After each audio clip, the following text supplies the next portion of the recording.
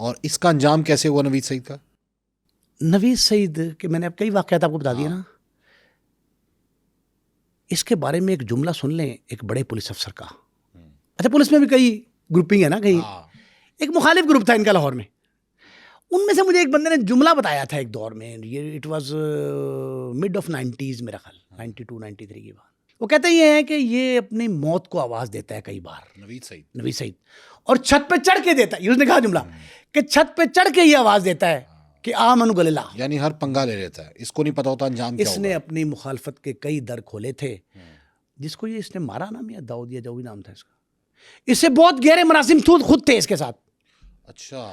نوید سعید نے اعلیٰ حکام کے, اپنے عزیز و اقارب کے, اپنے جاننے والوں کے کہنے پر جو واقعات کیے کئی, ان میں سے یہ تمیز نہیں رکھتا تھا کہ اس سے میرا اپنا کتنا تعلق ہے جس کو مار رہا ہوں. یعنی دوستوں کو بھی مار دیتا. اب اور سنیں, نیفے بابے کی کہانی میں نے آپ کو سنا دی. نیفے بابے کے ساتھ 5 شہروں میں یہ کاروبار کرتا تھا مشترکہ پراپرٹی کا. ہاں جی.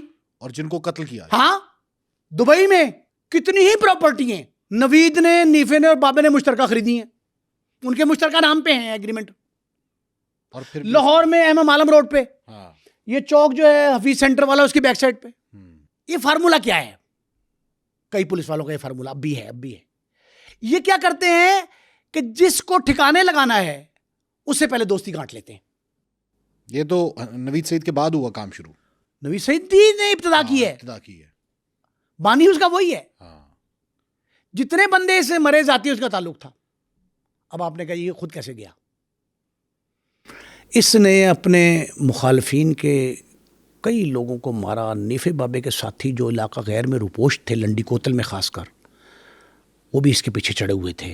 3 اٹیمپٹ, بڑی دشمنیاں تھی اس کی. 3 اٹیمپٹ کی تھی انہوں نے, یہ بچ گیا تھا. اچھا, اس کو خدا نے کئی بار محفوظ رکھا. ایک بار یہ رائیونڈ روڈ اور ملتان روڈ کے سنگم پر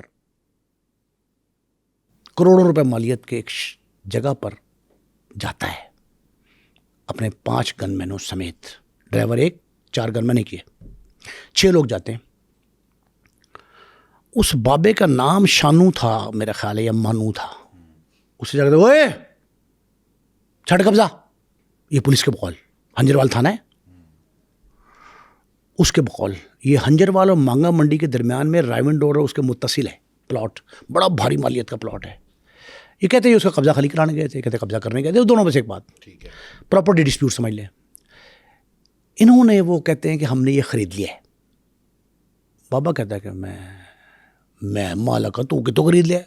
وہ چارپائی پہ بیٹھا تھا, یہ اس کو گھسیٹتے ہیں چارپائی سے. گن مین اس کا, اوے تو باس نے اونچی آواز سے بولنا ہے. جھگڑا ہوتا ہے, تو تکرار کو سن موقع. بابے کا بیٹا 26 سال کا بابر, جو نامزد ہے مقدمے میں, وہ ساتھ ہی بیٹھا تھا. اس سے اپنے باپ کی توہین برداشت نہیں ہوئی, اس نے کلاشنکوف نکالی اپنی, چارپائی کے نیچے تھی, تڑ تڑ تڑ تڑ تڑ گولی چلا دی اس نے, جس میں نوید سعید مارا گیا. نوید سعید اس کے 3 ساتھی مارے گئے.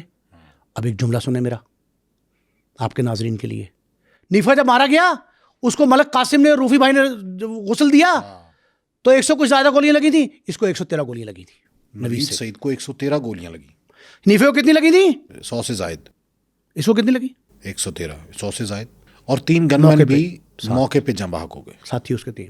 بابر تھا ان کا بیٹا کہ جس کے ساتھ ڈسپیوٹ تھا پراپرٹی کا, جو بیٹھا تھا, جیسے تکرار ہوئی, تو تکرار ہوا نا.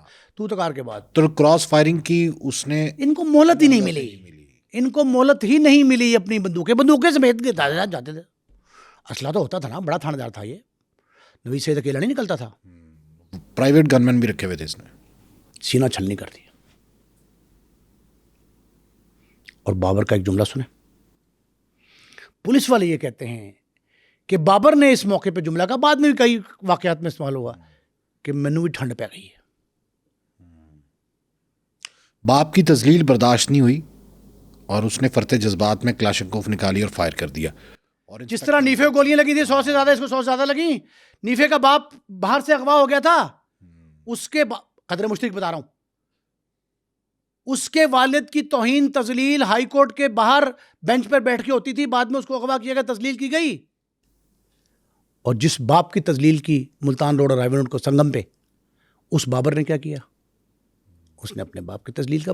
تو بابر پہ پھر مقدمہ ہوا, بابر جیل گیا, سب پکڑے گئے, لیکن नवीद सईद का आबाई घर था धर्मपुरा चौक पे, हम कई बार गए।